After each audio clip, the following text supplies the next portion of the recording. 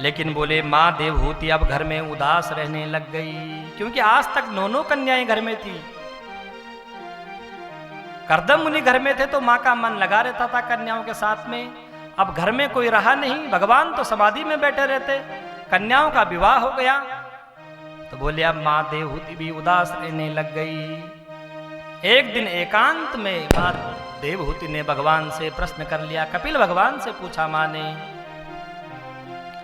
निर्विण्णाम नितराम भूमन असद इंद्रिय तरसणात् तैन संभाव्यमानेन प्रपन्नान्धं तमः प्रभो। देखो बड़ा सुंदर प्रश्न माँ ने किया। बोले पुत्र कपिल, जीवन में ऐसा कोई सुख नहीं बोले जो मैंने नहीं भोगा हो। समस्त सुखों का पुत्र मैंने भोग किया। कर्दम जैसे मेरे पति रहे, अत्रि वशिष्ठ जैसे दामाद, अनसुया जैसी कन्या, और बोले घर में जब पुत्र आया तो साक्षात भगवान कपिल भगवान जैसा पुत्र, ऐसा कोई सुख नहीं। बोले जितना सुख मैंने भोगा संसार में कोई स्त्री उस सुख की कल्पना भी नहीं कर सकती। लेकिन बोले अभी भी जीवन में अपूर्णता है। देखो देवहूति माँ ये बात करेंगे, इतना सुख भोगने के बाद भी बोले जीवन में पूर्णता नहीं आई, अभी भी बोले कुछ कमी महसूस होती है, लगता है कुछ कमी है। बोले पुत्र तू साक्षात भगवान का अवतार है, बोले अपने ज्ञान रूपी खड्ग से मेरा ये अज्ञान रूपी अंधकार दूर कर दे। बोले तेरी शरण में आई हूं। तं त्वां गताहं शरणं शरण्यं, तं त्वां गताहं शरणं शरण्यं, तं त्वां गताहं शरणं शरण्यं, तं त्वां गताहं शरणं शरण्यं, स्वप्रीत्य संसारतरोकुठारं, स्वभृत्य संसारतरोकुठारं,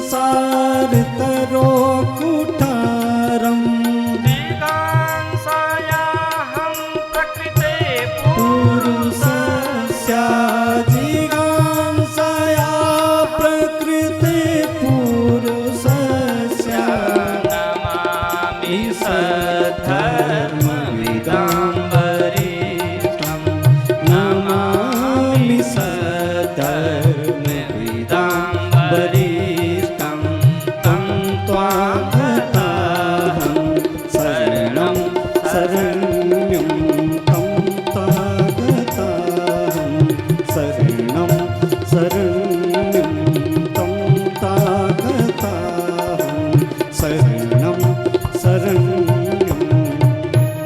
तेरी शरण में आई हूँ पुत्र।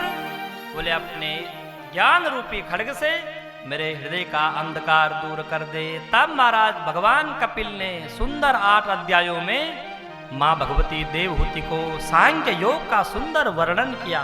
सांख्य शास्त्र के रचयिता भी यही भगवान कपिल हैं।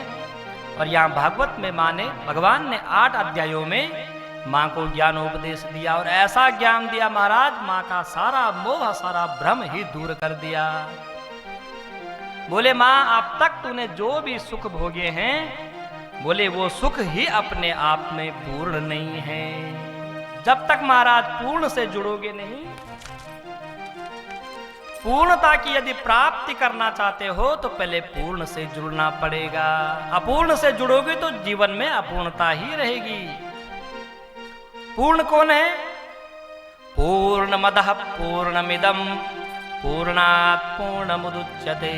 पूर्ण तो परमेश्वर ही है। इसीलिए माँ पहले पूर्ण से जुड़ो, मन को पहले भगवान में लगाओ, क्योंकि माँ बोले ये मन ही है बंधन का कारण भी और मोक्ष का कारण भी। जैसे महाराज ताला होता है ना, ताले की एक ही चाबी होती है, उसी चाबी से ताला बंद होगा और उसी चाबी से ताला खुलेगा भी। 2 चाबियां नहीं, बंद करने की चाबी भी वही और खोलने की चाबी भी वही। उसी प्रकार बोले ये मन बंधन का कारण भी मन बनता है और बोले मोक्ष का कारण भी यही मन है। मनः एव मनुष्याणाम कारणम बंध मोक्षयो। संसार में इस मन को लगाओ तो ये मन बंधन का कारण बन जाएगा, और भगवान में ये मन लग गया तो यही मन मोक्ष का कारण बन जाता है। इसीलिए बोले मां सबसे पहले बोले मन को भगवान में लगाओ। तो बोले महाराज कैसे मन को भगवान में लगाएं, क्योंकि मन तो बोले बड़ा चंचल है, एक जगह स्थिर होता नहीं। भगवान में कैसे ये मन लगेगा। तो कपिल भगवान कहते हैं बोले मां संतों का संग करो, सत्संग करो। सत्संग से ये मन शीघ्र ही भगवान की ओर मुड़ जाता है। संतों का पहले संग करना सीखो। संतों के लक्षण भी मां ने पूछे, क्योंकि आजकल तो महाराज ऐसे ऐसे भी संत हैं। आप जानते हैं कलयुग में किस प्रकार के संत चोला धारण करके, संतत्व तो रहा नहीं, सिर्फ चोला संतों का धारण कर दिया।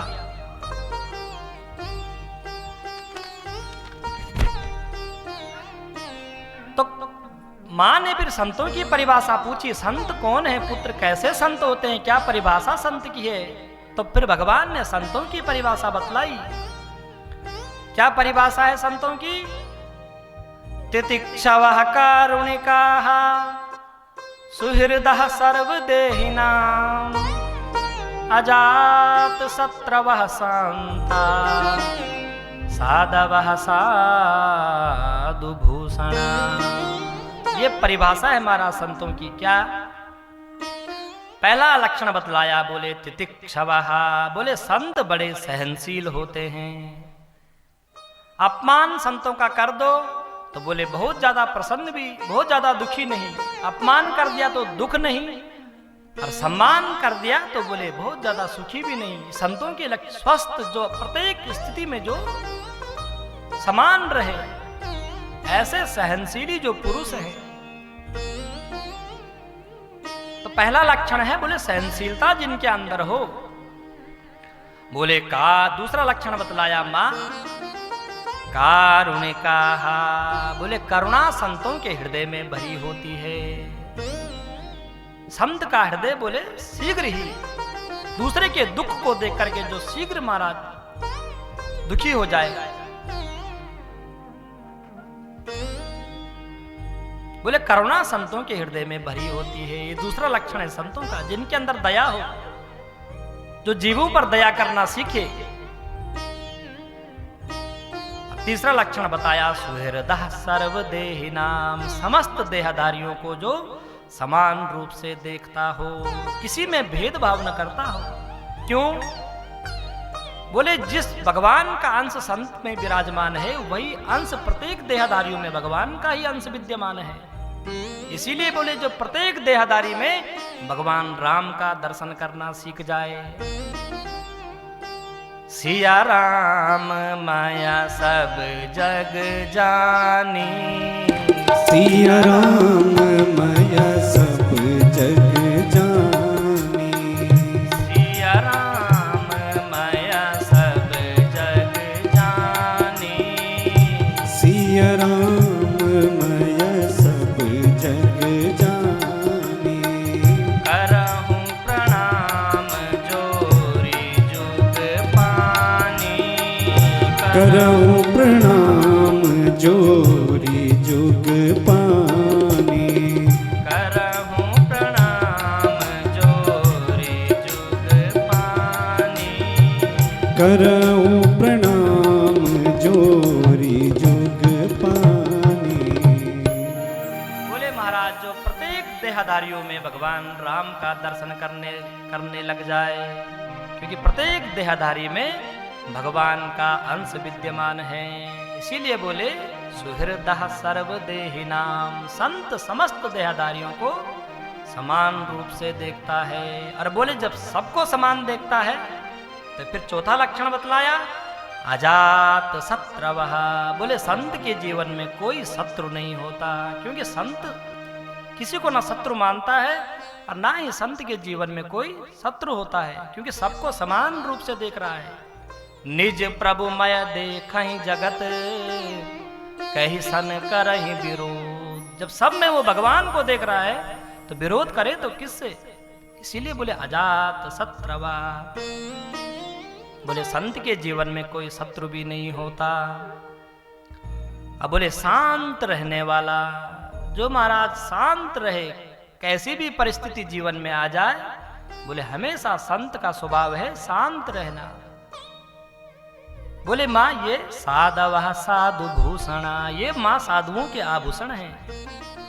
संत चोला धारण कर लेना ये आभूषण नहीं, संत का भेष बना करके संत भेष धारण करना ये नहीं। जिसके अंदर माँ ये लक्षण दिखे, बोले वही संत पुरुष है। ऐसे संतों की माँ पहले शरण ग्रहण करो। और महाराज संतों की यदि संगति होगी, संतों का संग करेंगे तो क्या होगा? क्या करेंगे संत पुरुष? सताम प्रसंगान मम वीर्य संविदो भवन्ति हृतकर्ण रसायना कथा तज्जोषणादात् स्वपवर्ग वर्त्मनि श्रद्धा रति भक्तिरनुक्रमिष्यति। बोले संतों का जब आप संग करोगे तो बोले वो भगवान की आपको ऐसी महिमा सुनाएंगे, भगवान की रूप की महिमा, भगवान के स्वभाव की महिमा। बोले ऐसी महिमा सुनाएंगे कि आपके जीवन में फिर भगवान के प्रति श्रद्धा रति भक्तिरनुक्रमिष्यति, श्रद्धा जीवन में जागृत हो जाएगी, भगवान के प्रति भक्ति, भगवान में रति होने लगेगी।